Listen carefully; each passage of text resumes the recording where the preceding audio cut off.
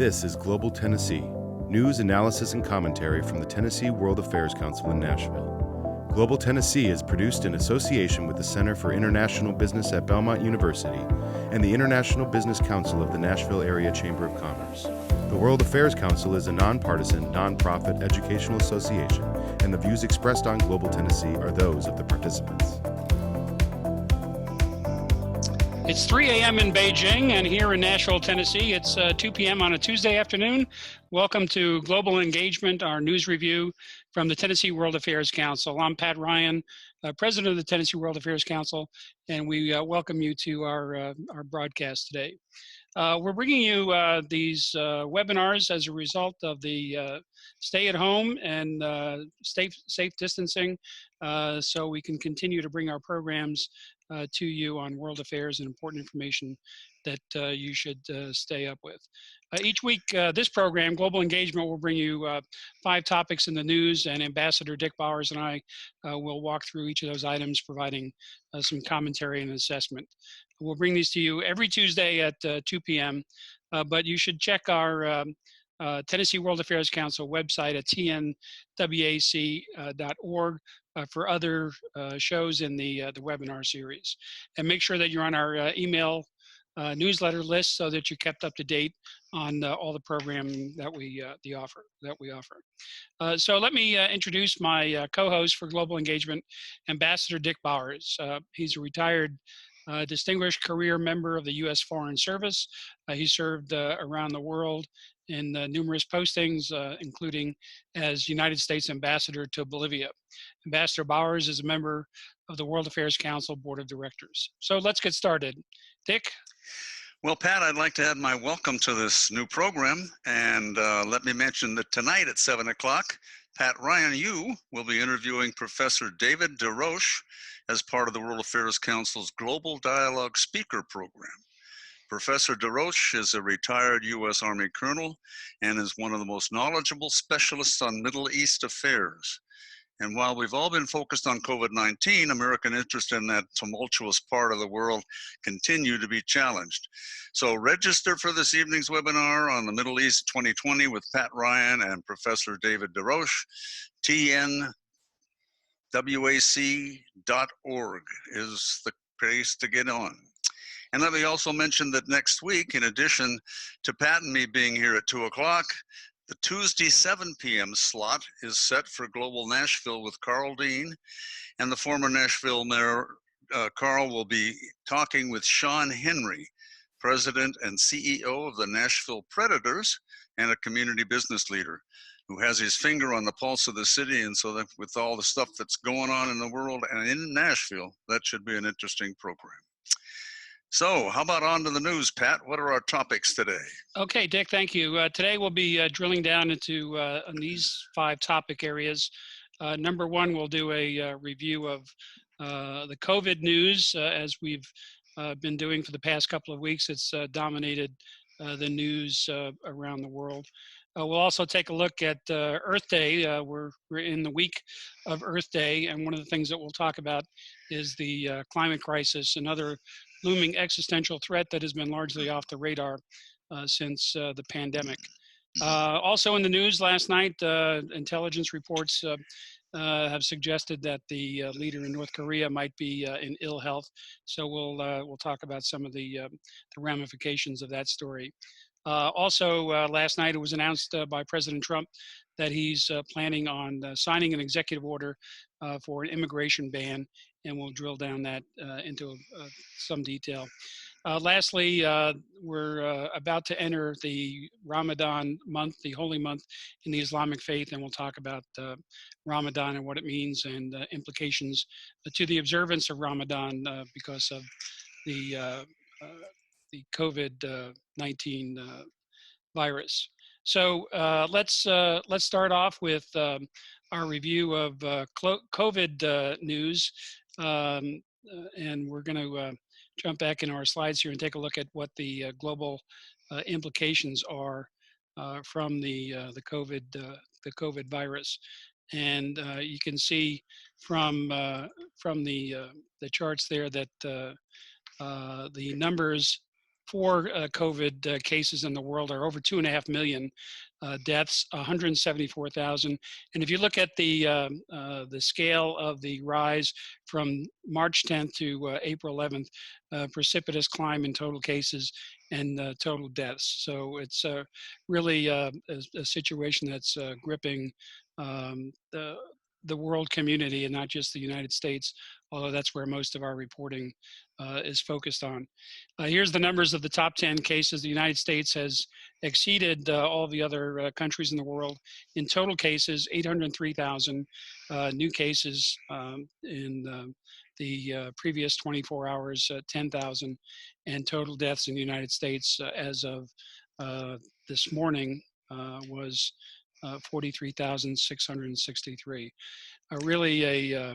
Can I just jump in with one sort of thought that comes to my mind, Pat? Yes, sir. If I jump in, the Yep. slide goes away. Well, Oh, sorry. you want that back? Yeah. Okay, here we go. Just So there's just the point I got is if you look at all those countries, right? They're all either developed countries or almost developed countries. Like probably the poorest country on there is Iran, but that slide does not reflect what's going to happen. I think, and the head of the WHO said the worst is yet to come, as this virus sort of goes in areas like Africa where the health systems are woefully inadequate. So all right. It's going to get worse before it gets better, I fear. Yeah, I think people who are really interested in what's going on around the world beyond these top 10 can go to the website Worldometer. That's WORLDOMETER, worldometer.info. And they have charts for individual countries as well as the global picture. All right, Dick, you want to lead us off with the China report on COVID? There's a lot of news there. Well, it depends on what day you're talking about, because the news kind of changes from time to time. But basically, President Trump has talked about the U.S. relationship with China and Beijing's response to it. And he is quoted as saying by Reuters that Trump said, if it was a mistake, well, a mistake is a mistake. And the president also has said that China should have jumped on this much earlier and probably could have stopped it. And the pandemic could have been stopped, and it wasn't, as a quote. And there will be consequences if China was knowingly responsible for the pandemic. So a lot of people are pointing fingers back and forth. They are pointing fingers at us and say that we started it and it was a secret US military virus that we've introduced. We have said, no, it started over there in the wet market. Other people have said, no, it is actually a China secret virus research facility that the thing got out of hand. So there'll be a lot of discussion about this in the future. And in particular, politicians will be making hay, and they're trying to do what they can to up their ante with the public out at large. Yeah, there was a story yesterday. Senator Marsha Blackburn and Martha McSally of Arizona, our Senator Marsha Blackburn here from Tennessee, introduced legislation in the Senate, a law proposed with the clever acronym, the Stop China Originated Viral Infectious Diseases, or COVID Act. They're pretty clever up there on Capitol Hill. There you go.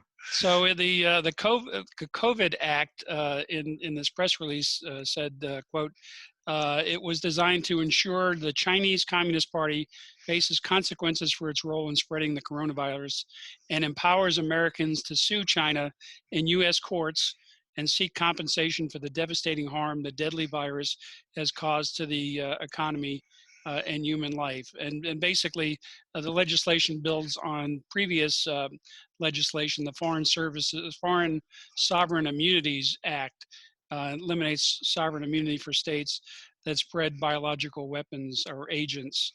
Not weapons, agents. Dick, the Foreign Sovereign Immunities Act, in your diplomatic career, have you come across that in any of your study? Well, basically, it says if you're a sovereign foreign country, you are immune from being sued in U.S. courts. And I think that this particular legislation, if it were to become law, uh, would probably enable a lot of lawyers to make money collecting fees. Yeah. But I don't think there's a snowball's chance, and you know where, of this actually getting any money from China. Well, in another report, this is from the Australian ABC News, that there are thousands of Americans who have signed up already for a class action suit against China for the coronavirus. And apparently this is in Florida. A Miami-based law firm, speaking of lawyers looking for fees, seeks, quote, billions of dollars in compensatory damages for those who have suffered personal injuries, wrongful deaths, property damage, and other damages due to China's failure to contain the COVID-19 virus, despite their ability to have stopped the spread of the virus. So as you said, there's a lot of finger pointing going on, and I think we're going to see more of that as this pandemic situation unfolds. Yeah.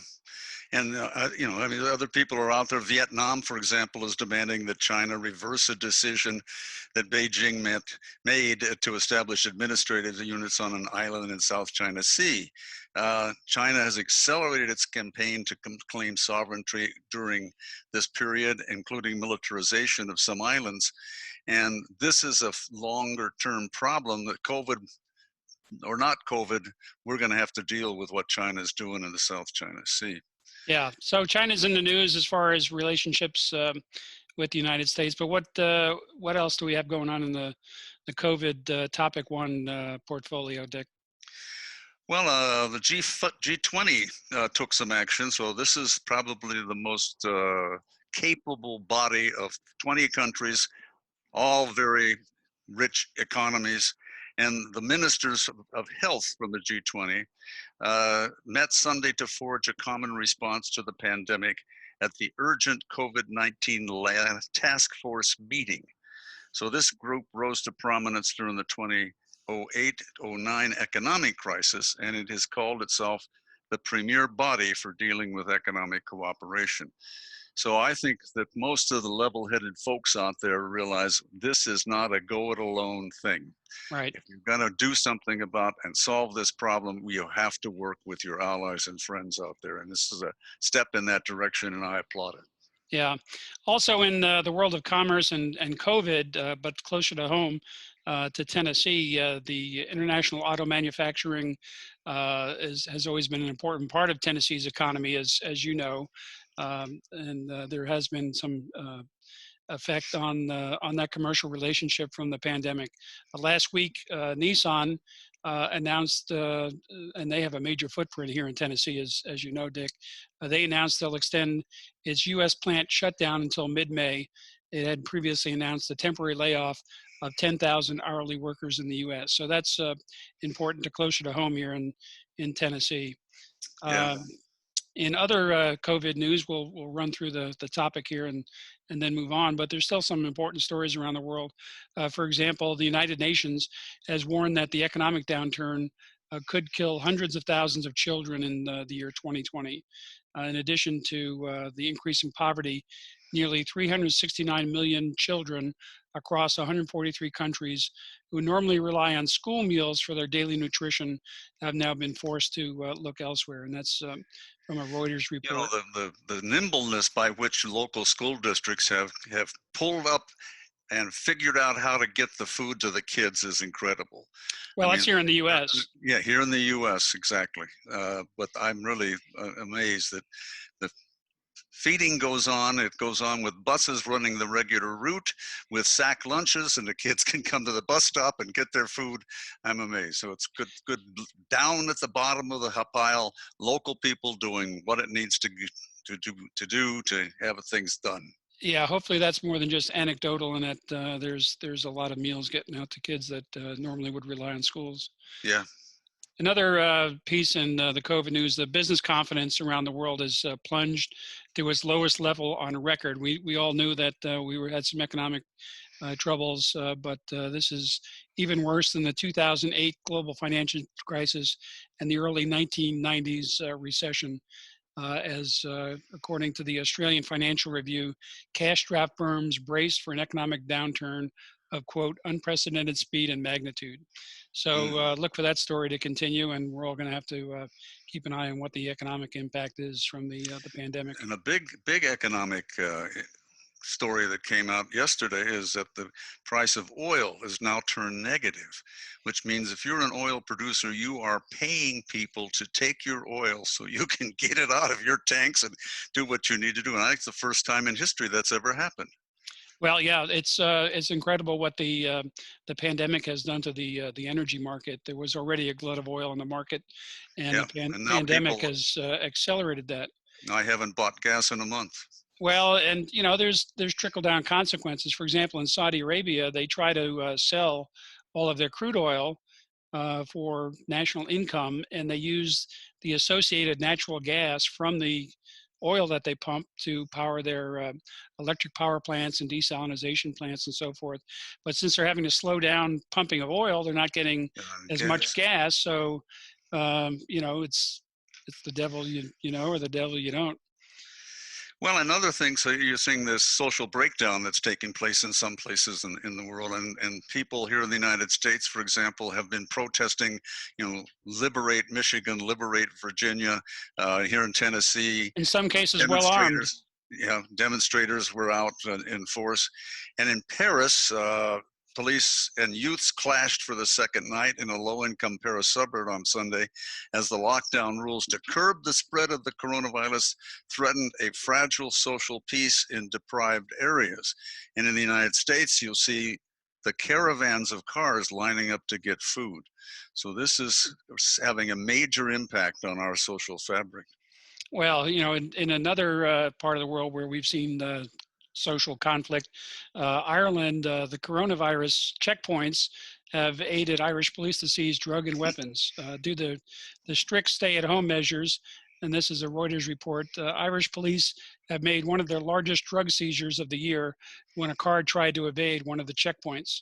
So there's, you know, consequences on all sides in this thing. But on the bright side, I think some countries are doing a lot better than others. And for example, South Korea voted in the middle of this pandemic, and 66% of eligible voters turned out for parliamentary elections, and a successful example of how you might actually pull off elections during the pandemic.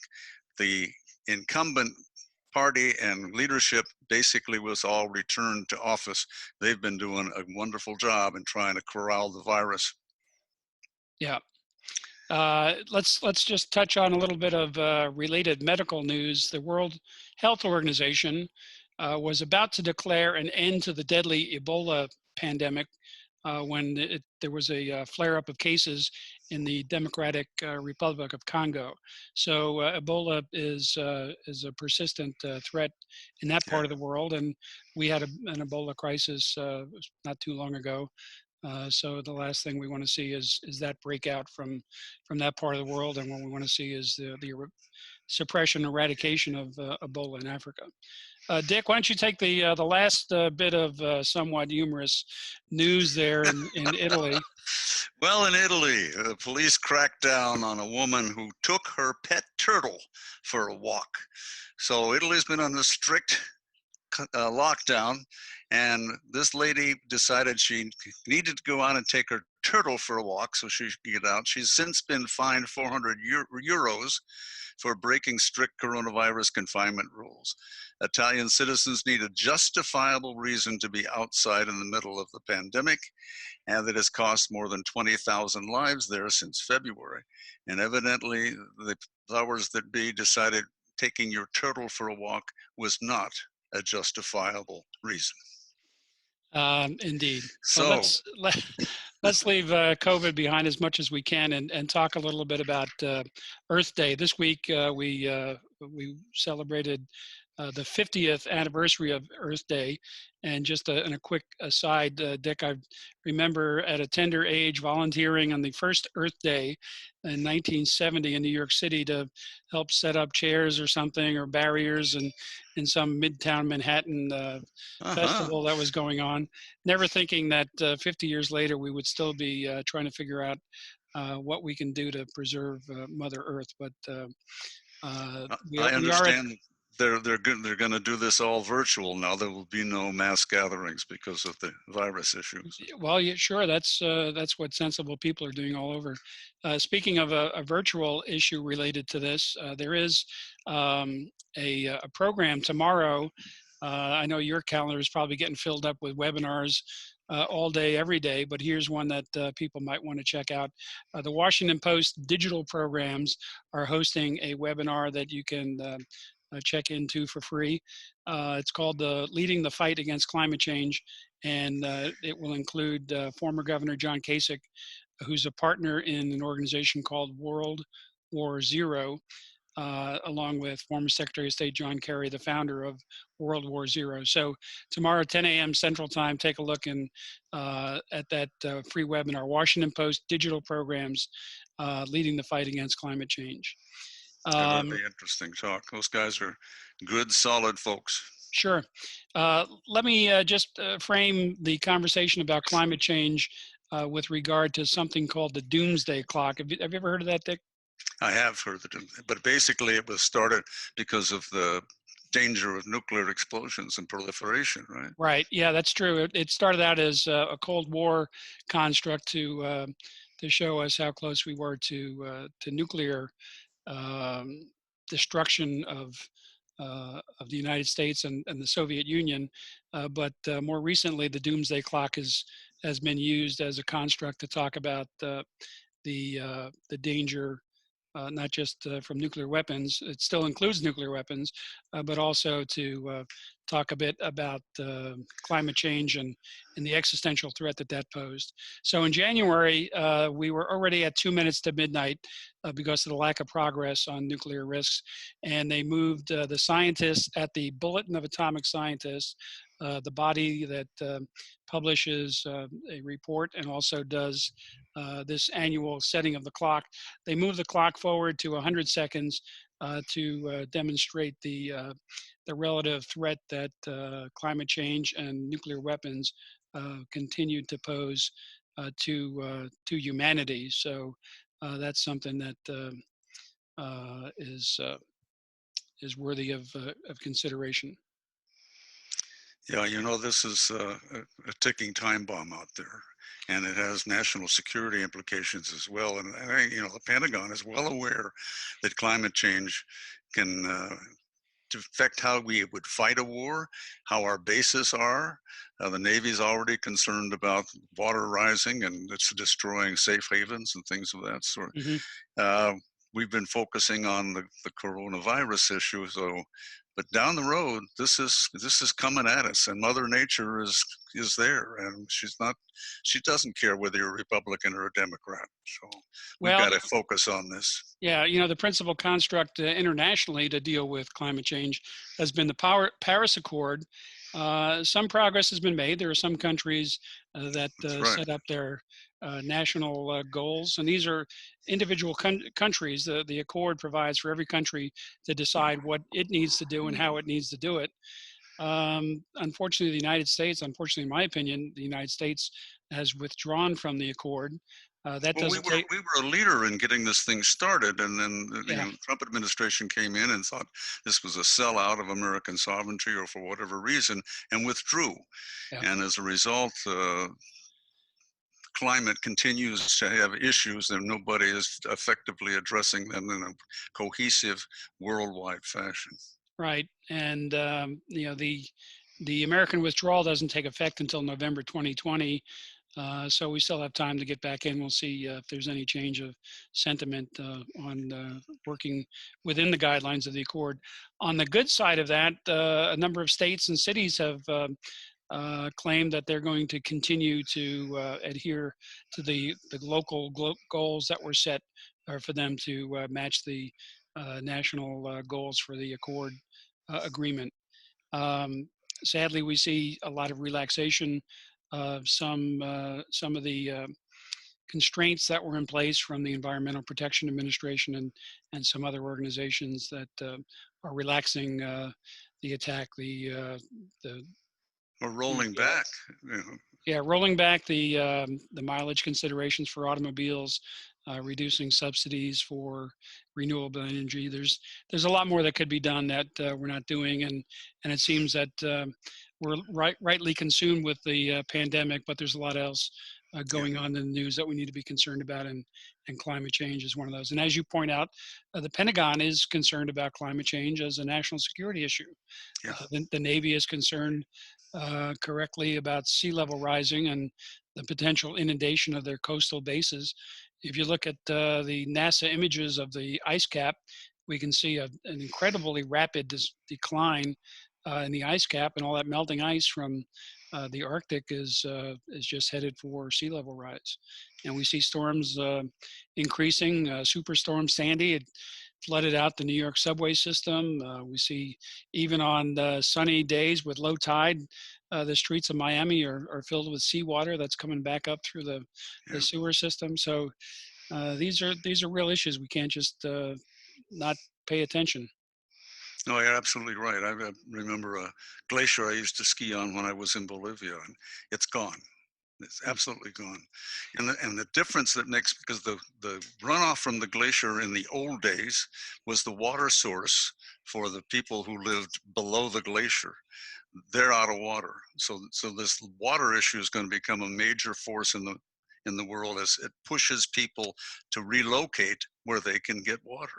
Well, and the headwaters of the rivers in China are similarly dependent on glacier runoff. Yeah, exactly. And there's, the 1.4 billion Chinese have no place to run. Well, they could go to North Korea because no, well, not really. They wouldn't fit. But no, anyway, we got a problem with North Korea, right? Yeah, let's turn to that. Dick, what do you well, share with us yesterday, on that? I don't know who put this story out, but it was obviously a planned leak from the intelligence services that basically said that the Kim Jong-un, who's the leader of North Korea, had surgery and was in grave danger following that surgery. So the exact details of what and how are not made available. He has been a leader that is ruthless. He assassinated his half-brother using a nerve agent at an airport. He had his uncle killed by using an anti-aircraft gun to blow him apart. He's purged all the top leaderships from taking power, and nobody seems to think that he's in danger, except maybe this mortal danger if he's physically sick. He and President Trump have had an on-again, off-again love affair. Trump has had more meetings, one-on-one meetings with him than any other leader in the world, I think, almost. And I don't know what we have gotten from all the efforts to try to engage North Korea. I mean, they were going to stop their nuclear program, stop their rocket programs. They've done neither. So they're still all full speed ahead on getting their nuclear capabilities up, and that's going to be dangerous to the world. Yeah, so there's a lot to learn about what's going on there, and to be sure, the stability of that risky part of the world, the Korean Peninsula, depends on what the fallout could be from this potential health crisis. Apparently, it's solid information from intelligence community sources, but we'll wait to see. North Korea is quite a reclusive place. It's a difficult nut to crack for U.S. intelligence to find out what's going on there. It's one of the countries of the world I have not been to, and I really have no desire to go under the current circumstances. Well, but I've been to the border, so I look across there, and it's incredibly heavily fortified. So yeah. So that's a story that's going to play out.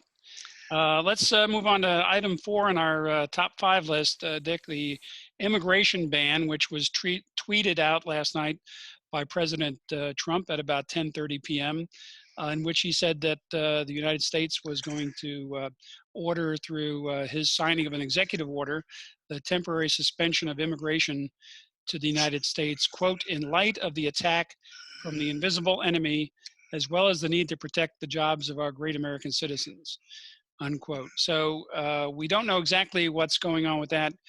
News this morning was that a lot of people in the White House were surprised that this was on the table. So we Yeah, don't this know. makes no sense to me, Pat, because we are dependent upon foreign labor, for example, to pick our crops and get our veggies to the market.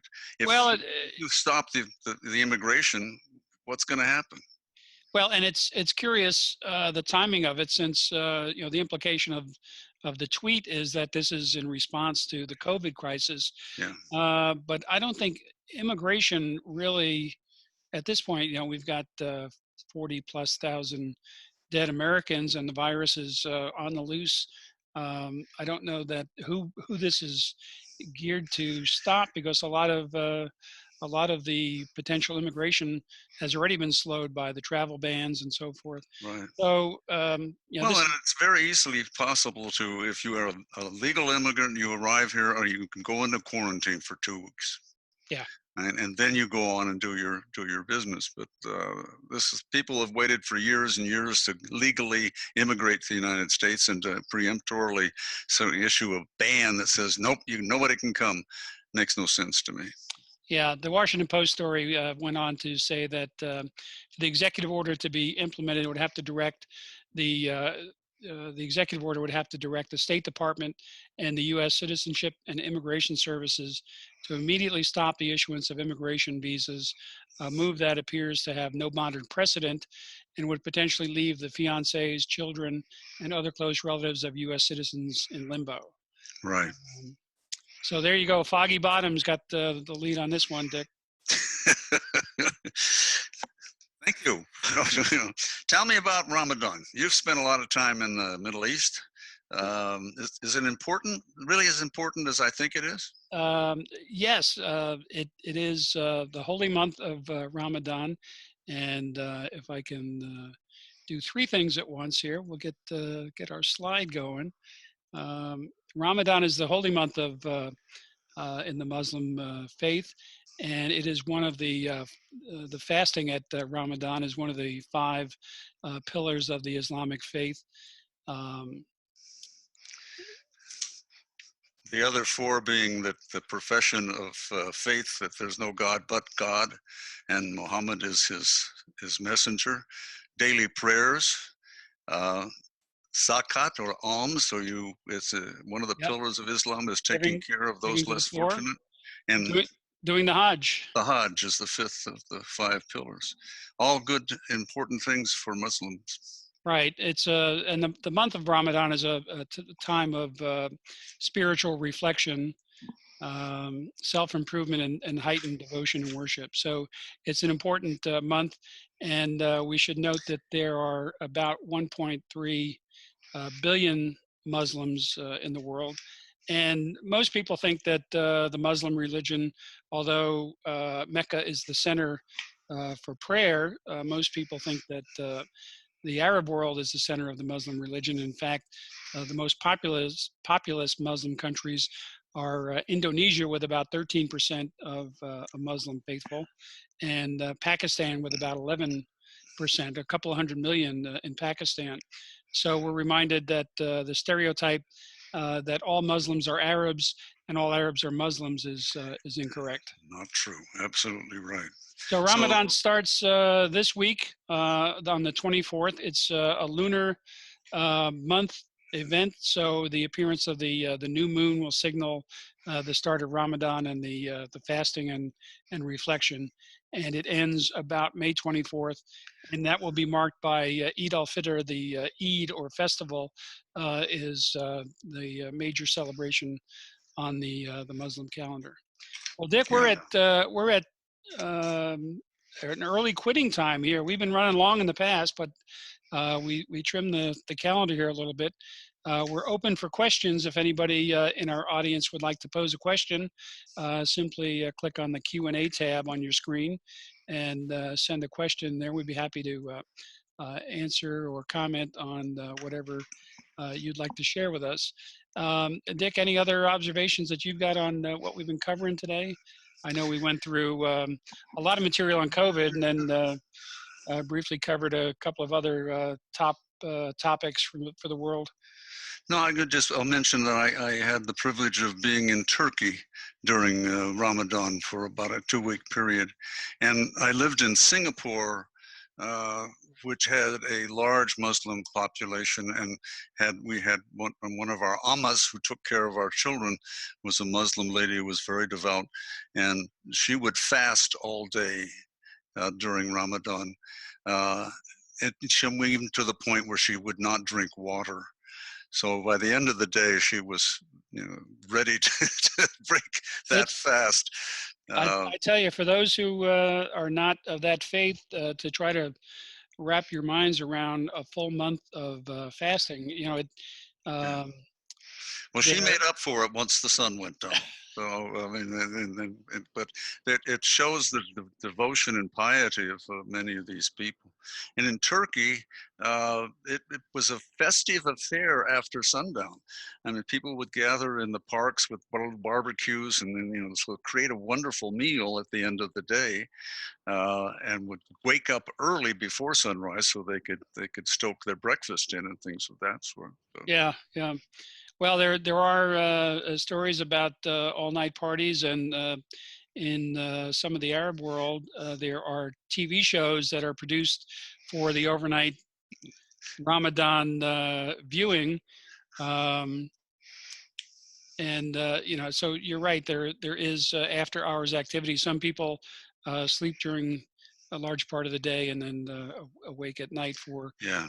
for the prayers, and then to have their breaking the fast meal.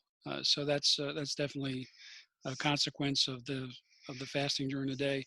And one thing we have to consider is that this is a lunar holiday, so it moves on the Gregorian calendar every year, Right. and it's now moving back into the springtime, which you've got to realize that a lot of the countries that are predominantly Muslim are in the the warmer countries, the hotter places to be. So you can imagine, first of all, in the summertime in a lot of these places, the sunlight is a longer duration each day, and the temperatures are warmer. So we're now getting back into a more pleasant time to Mm. have the impact of the fasting all day. And the last thing I would say is that the Eid al-Fitr is quite a joyous time, and the celebrations are significant in the Muslim world. Well, Dick, we have a question from Mark Brinkley, and this is back on the question of immigration. Um, and the question is, based on our research, will the president's executive order scope be limited to the H-1B1 I visas and permanent resident applications? And he adds another question: will the executive order impact new J1 and F1 visa applicants? Mark, I confess to not being as conversant on that level of detail. We simply have the news report that the president tweeted that immigration would be suspended, and he implied that it would be total immigration. So we'll have to get some more information. Dick, are you familiar with the Yeah, somewhat. I actually issued visas at the early part of my career, but I was hoping you would say that. F1 or denied the visa depending upon the qualifications of the applicant. Or for F1's you, a student. Ambassador. F1 is a student visa. The H1B are usually visas given to exceptional workers who are coming over here, working for Google or Amazon or something of that sort. The answer to the questions is I don't know, and I don't know if anybody does know because the order hasn't been issued. Right. If it's a ban on immigration, would that include non-immigrants as well as immigrants? So nobody comes in who's not an American citizen, or is it just going to be for people who are non-immigrant visas? So, Disneyland's shut down anyway, so they can't go visit that. But student visas, a lot of students may want to re-up, even if they're not going to classes in the United States right now. They could stay here and take the classes remotely. So I don't know what's going to happen. We'll have to wait and see what the executive order actually says. Yeah, that's exactly right. I think it's yet to be determined. the news story is still early. Thanks for that question, Mark. And if you want to add another comment, um, I think you're an educator, as I recall, and maybe you have some experience with some of these visas limiting students coming and matriculating on campuses here. I know there's been a cutback of a lot of students with the so-called Muslim ban. A number of students from countries that are no longer permitted to come have had problems continuing their education in the U.S., um, which is unfortunate because I think young people coming to the United States and spending time on our campuses and our cities is a positive result for American soft power, our ability to make friends and have relationships around the world. Well, Dick, I think that wraps it up. We're getting off early today. Well, I don't know. We're what, 45 minutes? What do we do? What time is it? What time is it in Kathmandu? Well, in Kabul, it's 12:11 a.m. Are they on a half hour? They've got a. They evidently are. They're 9.5 hours ahead of us. But in Beijing, it's 3:41 a.m. and London 8:41 p.m. So yeah, it's 8:41 p.m. in London. It's time for a pint, I think. Well, the pubs are closed.